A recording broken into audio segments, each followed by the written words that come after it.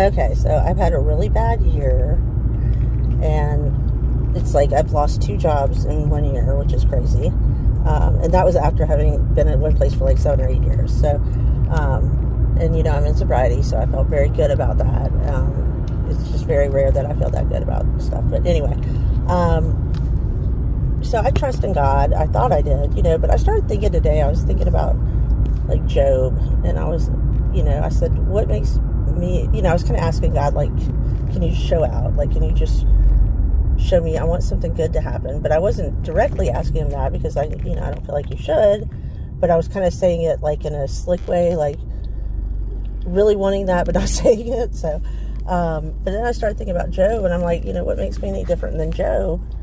And I'm not any different. And I wouldn't want to feel like I was. Like, I wouldn't want to feel like I was better than Job and like I deserve better things. I don't want to think I deserve better than anyone, really.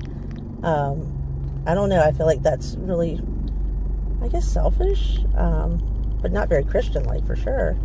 Because that would mean that I want them to have worse things than me. And I don't also believe that's right. But anyway, I was thinking about Job, and I was thinking, what did Job have? Because I was like, his life was awful. And then I realized, like, we're looking at Job's life, hindsight's 20/20. So I'm looking at it from,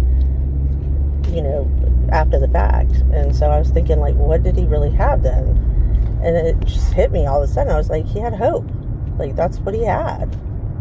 Because he didn't know it was going to get better.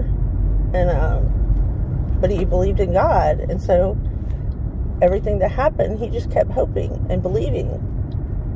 And so I guess in a way he had a really decent life in some ways, because he always had hope.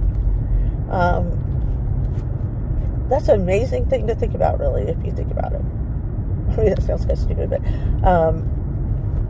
but yeah, like hope. Like, that's what he had.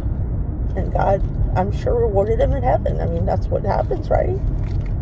So anyway, it was just kind of like one of those things that just hits you all of a sudden, and you're like, oh my gosh, my eyes have been awoken